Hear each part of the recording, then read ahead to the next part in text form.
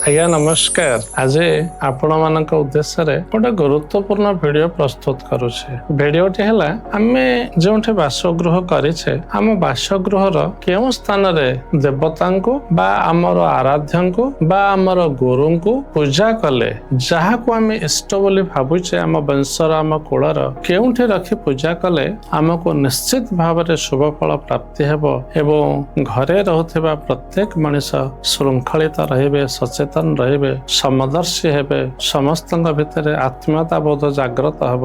ମୁଁ ସେ ବିଷୟରେ ଆପଣଙ୍କୁ ଆଜି କହିବା ପାଇଁ ଯାଉଛି। ଉତ୍ତର ପୂର୍ବ କୋଣ ଯାହାକୁ କି ଆମେ କହୁଛେ ଐଶାନ୍ୟ କୋଣ। ଏହି ଐଶାନ୍ୟ କୋଣ ହେଉଛି ଦେବତାଙ୍କର ସ୍ଥାନ।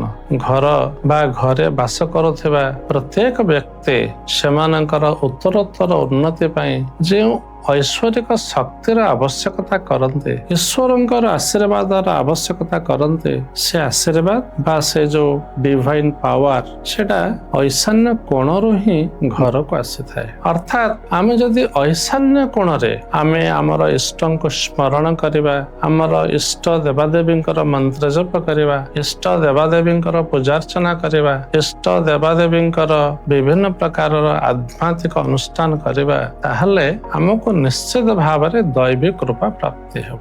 ଯେଉଁ କୃପା ବଳରେ ଆମର ପୂର୍ବ ଜନ୍ମର ସମସ୍ତ ପ୍ରକାର ପାପ ପ୍ରାରବ୍ଧରୁ ଆମକୁ ମୁକ୍ତି ମିଳିବ ଏବଂ ଆମେ ଏକ ଦିବ୍ୟ ଜୀବନ ବିତେଇ ପାରିବା। ଐଶାନ୍ୟ କୋଣ ହେଉଛି ଶକ୍ତିର ଉତ୍ସ। ସେ କୋଣରୁ ହିଁ ମଣିଷକୁ ଶକ୍ତି ମିଳିଥାଏ, ସେଇ କୋଣରୁ ହିଁ ମଣିଷକୁ ଉତ୍ସାହ ମିଳିଥାଏ। ସେଇ କୋଣରୁ ଯୋଉ ଶକ୍ତି ମିଳିଥାଏ ସେଥିଲାଗି ମଣିଷ ସବୁବେଳେ ସଚେତନ, ଜାଗ୍ରତ ଏବଂ ହର୍ଷୋତ୍ଫୁଲ୍ଲିତ ରୁହେ। ମଣିଷ ନିଜକୁ ଯେତେ ଉତ୍ସାହିତ କରିପାରିବ ମଣିଷ ସେତେ ଆଗକୁ ବଢିବ। ଐଶାନ୍ୟ କୋଣ ହେଉଛି ଜଷ୍ଟ ଲାଇକ୍ ବୁଷ୍ଟର।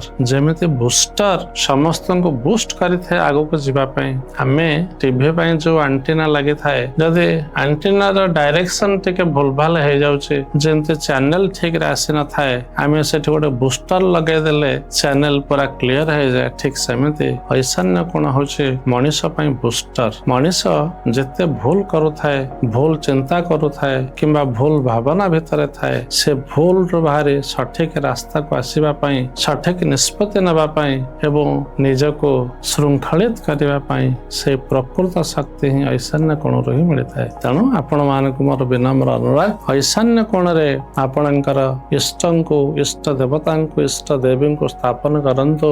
ନିଶ୍ଚିତ ଭାବରେ ପରୋକ୍ଷରେ ପ୍ରତ୍ୟକ୍ଷରେ ଅନେକ ପ୍ରକାରର ସଫଳତା ଆପଣଙ୍କୁ ମିଳିବ, ଏଥିରେ ତେଳେ ମାତ୍ର ସନ୍ଦେହ ନାହିଁ। ଯଦି ଆଗରୁ ଘର କରିଦେଇଛନ୍ତି, ଐଶାନ୍ୟ କୋଣରେ ଆପଣଙ୍କର ଠାକୁର ଘର ନାହିଁ, ଠାକୁରଙ୍କୁ ଆପଣ ଅଗ୍ନି କୋଣରେ, ନୈଋତ୍ୟ କୋଣରେ କିମ୍ବା ବାୟୁ କୋଣରେ ରଖିଦେଇଛନ୍ତି ଏବଂ ଐଶାନ୍ୟ କୋଣଟି ଯଦି ଅପବିତ୍ର ହେଇଯାଇଛି, ଐଶାନ୍ୟ କୋଣଟି ଯଦି ଦୋଷଯୁକ୍ତ ହେଇଯାଇଛି, ତେବେ ଆପଣ ଚେଷ୍ଟା କରନ୍ତୁ ସର୍ବପ୍ରଥମେ ଐଶାନ୍ୟ କୋଣକୁ, ଠାକୁରଙ୍କ ଘରକୁ ଶିଫ୍ଟ କରିବା ପାଇଁ ବା ଈଶାନ୍ୟ କୋଣରେ ଠାକୁରଙ୍କୁ ପୂଜା କରିବା ପାଇଁ। ଯଦି ସମ୍ଭବ ନ ହଉଛି ତେବେ ଈଶାନ୍ୟ କୋଣରେ ଦେବଗୁରୁ ବୃହସ୍ପତିଙ୍କର ପ୍ରତିନିଧିତ୍ୱ କରୁଥିବା ବୃକ୍ଷଟିର ନାମ ହଉଛି ବ୍ରହ୍ମଯଷ୍ଟି। ଈଶାନ୍ୟ କୋଣରେ ଗୋଟେ ବ୍ରହ୍ମଯଷ୍ଟି ବୃକ୍ଷଟି ଲଗାନ୍ତୁ ଏବଂ ବୁଧଙ୍କର ପ୍ରତିନିଧିତ୍ୱ କରୁଥିବା ଲଟାଟି ହଉଛି ବୃଦ୍ଧ ତାରକ, ଗୋଟେ ବୃଦ୍ଧ ତାରକ ଲଟାଟିଏ ମଧ୍ୟ ଲଗାନ୍ତୁ। ସେଇ ଗଛ ଏବଂ ସେଇ ଲଟା ଯେତେ ଅଧିକରୁ ଅଧିକ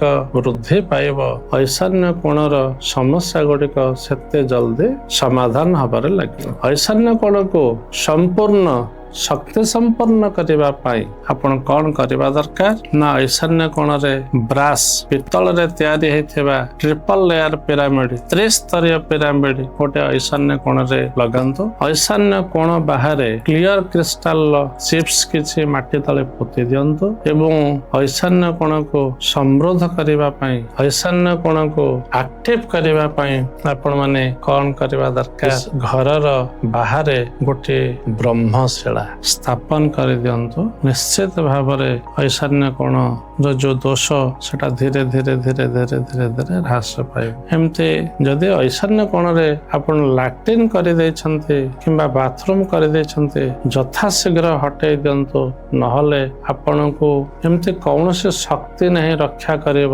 ନିଶ୍ଚିତ ଭାବରେ ଆପଣ ଏବଂ ଆପଣଙ୍କର ସନ୍ତାନ ସନ୍ତତି ସମସ୍ତେ ଦରିଦ୍ରତାର ସମ୍ମୁଖୀନ ହେବା ସହିତ ଭୟଙ୍କର ରୋଗରେ ପୀଡ଼ିତ ହେବେ। ତେଳେ ମାତ୍ର ସନ୍ଦେହ ନାହିଁ। ଐଶାନ୍ୟ କୋଣଟି ହଉଛି ପବିତ୍ର।